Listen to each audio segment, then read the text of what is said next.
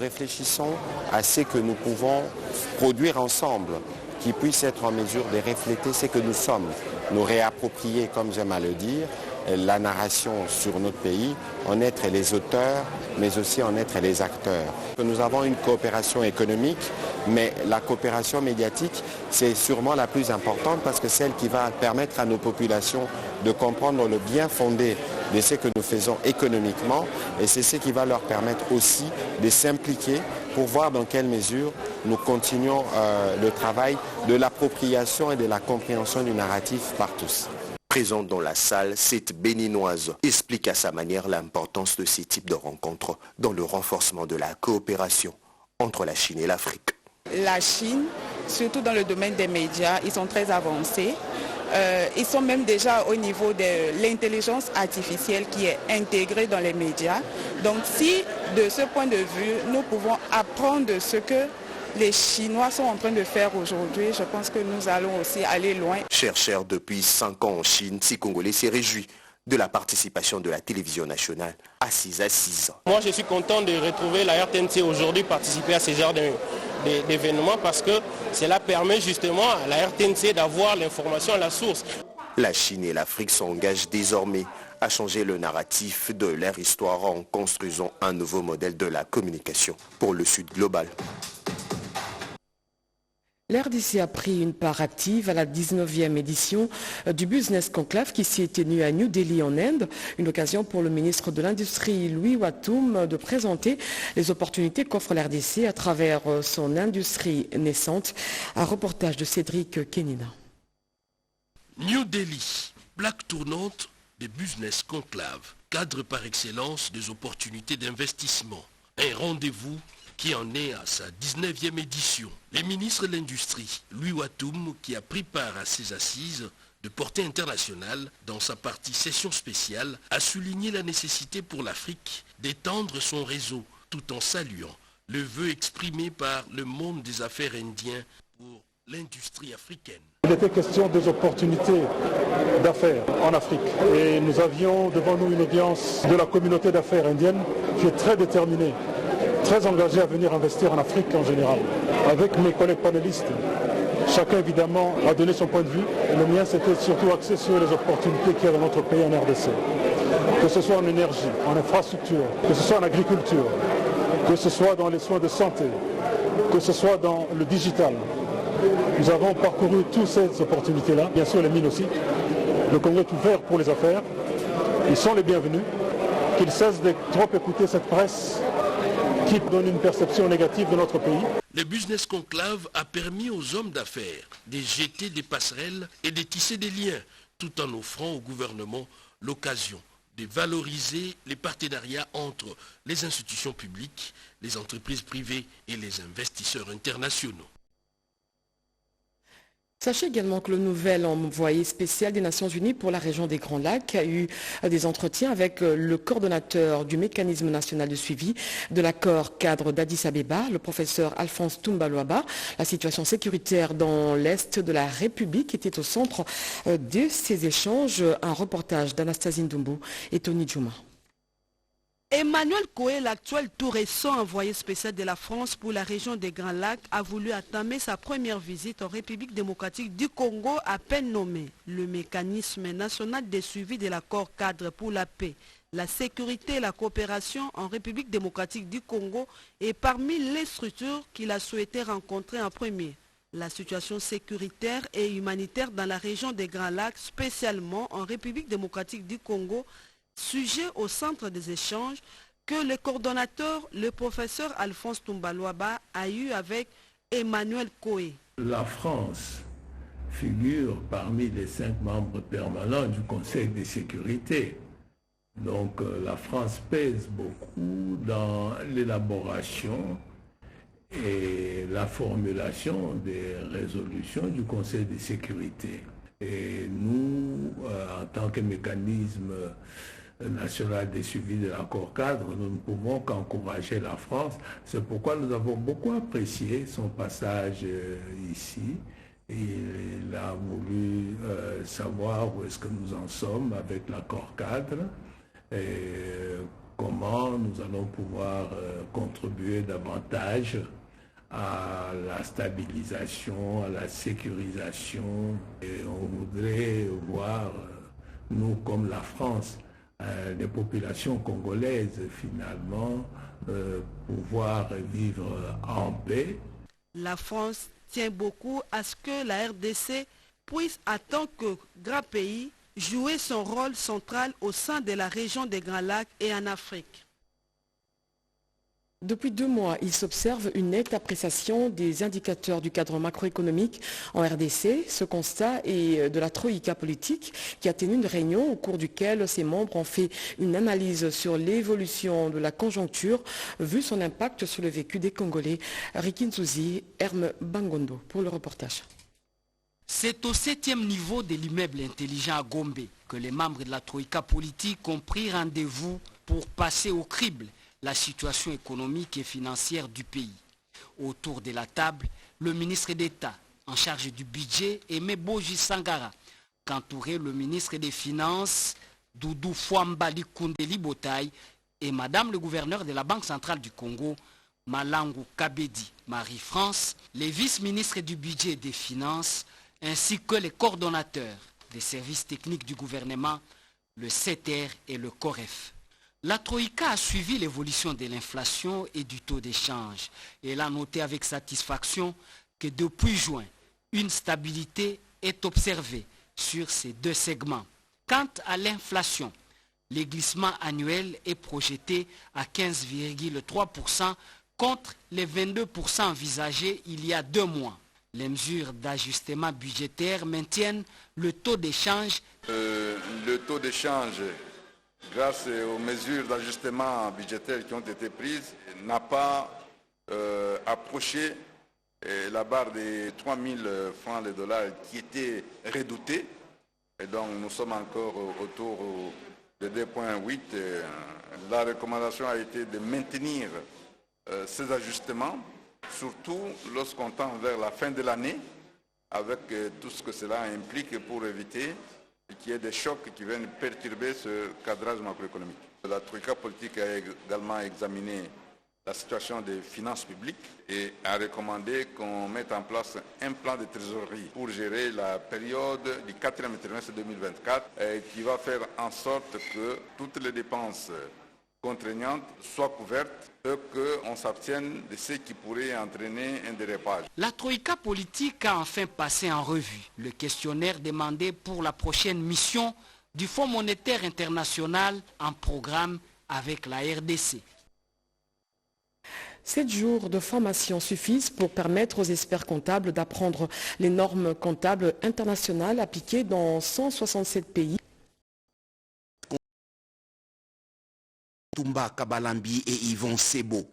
Les participants se sont appropriés un nombre considérable de normes sur les informations financières internationales, notamment celles relatives au regroupement d'entreprises, aux contrats d'assurance, de location et de construction, aux mobilisations corporelles et incorporelles, aux participations dans les entreprises associées, aux partenariats, normes comptables internationales sur l'exploration et évaluation de ressources minières et sur l'information financière dans les économies hyper-inflationnistes. Avec la formation des bases qu'ils ont déjà en tant qu'experts comptables, et ainsi que les notions qu'ils viennent d'approfondir ici, nous sommes sûrs, je suis convaincu qu'ils ne sont pas complexés, ils ne seront pas complexés de parler des normes comptables internationales. Ici, en RDC, en Afrique ou même dans le monde avec d'autres experts comptables. Les matières dispensées ont été beaucoup appréciées par les participants. C'est des normes qui s'appliquent dans les entreprises qui sont généralement cotées en bourse. Et pour raison de la présentation de l'information financière, nous avons été très intéressés à pouvoir suivre cette formation pour nous permettre de faire face à toutes ces demandes-là.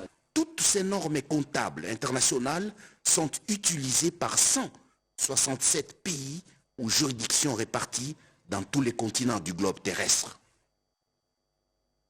En perspective de la prise de l'entièreté des parts de la Société des entreprises pétrolières SEP Congo, le ministre du portefeuille Jean-Lucien Boussa s'est rendu dans ses installations. Question d'évaluer l'actif. Edith Chala était présent. D'ici fin 2025, la République démocratique du Congo possédera les 100% des parts de la SEP Congo. Une perspective qui rend davantage Jean-Lucien Boussa Tongboa, ministre du portefeuille, très méticuleux. Il était mardi dans les installations de cette entreprise pétrolière pour inspecter l'actif immobilier. Accueilli et conduit par le directeur général de SEP Congo, Kwame Joseph, le ministre du portefeuille a pris l'information sur toute l'infrastructure, les pipelines, le ponton-quai d'accostage, de chargement, ainsi que la station de contrôle technique des véhicules. Nous allons assumer en toute responsabilité pour que ces sociétés stratégiques puissent être au service de l'État et que nous puissions les considérer comme étant des équipements essentiels pour la vie de la nation. Le directeur général de la SEP Congo en a profité pour étaler les défis auxquels est confrontée l'entreprise. Autant SEP que Finalog, nous gérons des actifs stratégiques pour le pays. Et donc nous avons des besoins, nous avons des contraintes, nous avons des difficultés. Mais je pense que dans d'autres forums, on pourrait approcher le ministre pour qu'il nous apporte son soutien. À côté de Baba Moussa Diallo, directeur général de Finalog, le ministre du portefeuille, Jean-Lucien Boussa Tongboa, a vu l'étendue de la peste qui menace SEP Congo, site envahi par les constructions anarchiques et difficultés financières sans être exhaustif. Pour des solutions qui prennent en compte de façon holistique les problèmes, le ministre a promis d'en faire part au gouvernement.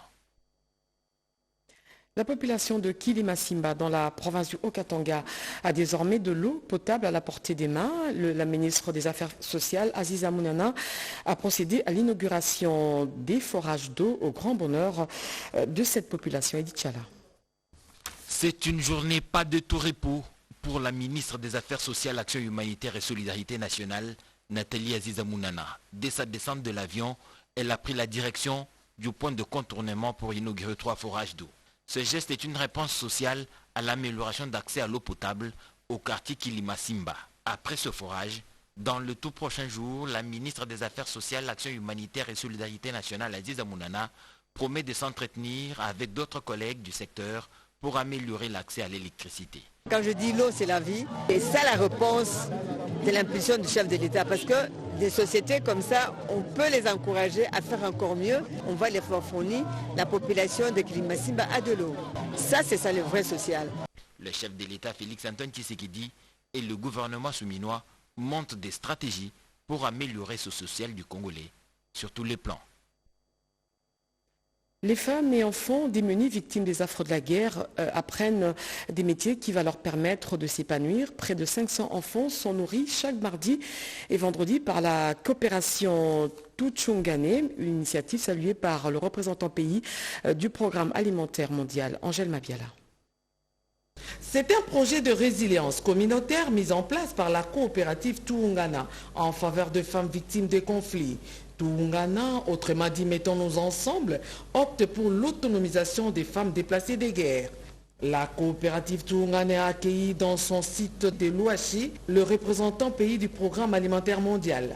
Peter Moussouko est venu constater l'impact du projet, une manière de palper les réalités sur terrain. Je suis très impressionné par ce qu'ils ont pu réaliser avec si peu d'assistance. Aussi par le fait qu'ils ont adressé vraiment ce qui est le plus gros des défis pour le monde humanitaire aujourd'hui. Et c'est comment transitionner les gens qui se trouvent en situation précaire à cause des conflits et des déplacements à être autonomes. Et je pense qu'on est déjà dans une très bonne position avec la coopérative Tuungana.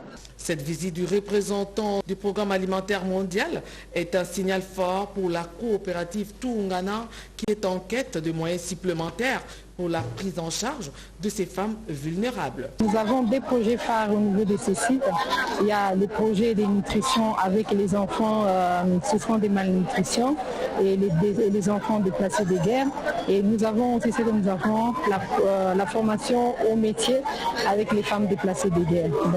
La plupart des temps, c'est sur moyens propres. Comme il y a les PAM qui nous accompagnent au niveau de la nutrition. Les PAM est avec nous. Ils nous aident avec la nourriture que nous donnons aux enfants.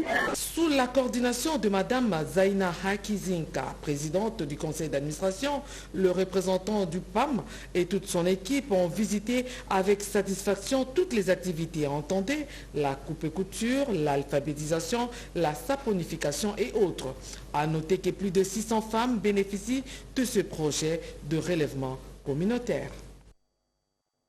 Voilà, vous avez corrigé avec moi qu'il s'agit plutôt de 5000 enfants qui sont nourris par Zaina Akizika.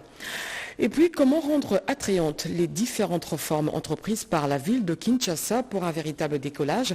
Le président de l'Assemblée provinciale a eu des échanges sur cette question avec quelques opérateurs économiques de la Fédération des entreprises du Congo, Sandra Nyangui. L'Assemblée provinciale de Kinshasa impulse les nouvelles réformes pour faire de la capitale un véritable miroir du pays et un lieu où il fait beau vivre. La commission ECOFIN de l'Assemblée provinciale de Kinshasa, par le truchement de son président, a échangé avec le patronat congolais sur la mise en place de ces réformes structurelles dans divers domaines afin d'améliorer le climat des affaires à Kinshasa et faciliter les réalisations des objectifs budgétaires du quinquennat en cours. Dans un véritable rendez-vous du donner et du recevoir, les deux parties se sont exprimées pour apporter la lumière dans les différents contrats qui lient la ville avec les opérateurs économiques, membres de la Fédération des entreprises du Congo, FEC. Un motif de satisfaction pour le président de l'ECOFIN de l'Assemblée provinciale. La FEC a été vraiment de ce côté-là réaliste en nous disant que la FEC est légaliste.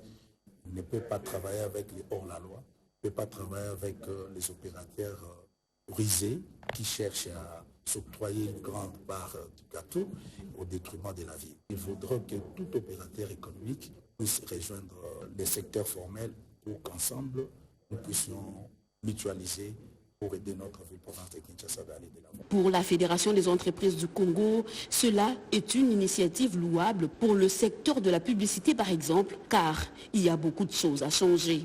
Nous avons aussi sollicité auprès de nos partenaires que la nomination de responsables qui doivent conduire la régie du secteur de la publicité, qu'on puisse nous mettre de technocrates et que la ville aussi puisse tirer profit de ces taxes. Des séances de travail qui doivent devenir régulières pour le décollage effectif de la ville-province de Kinshasa.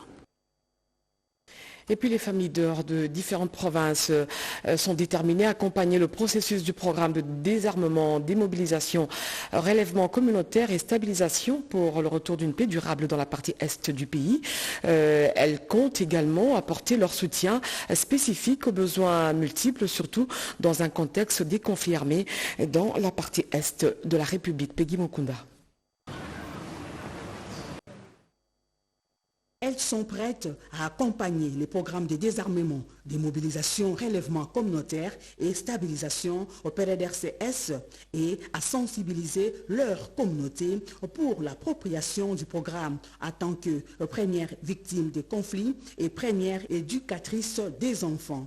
Elles, ce sont les femmes venues de quelques provinces de la République démocratique du Congo qui s'occupent de différentes organisations sur la protection, la sécurité, la promotion et les droits de la femme. Ces femmes pionnières viennent d'être informées sur la mission, les objectifs et les 5 piliers du programme.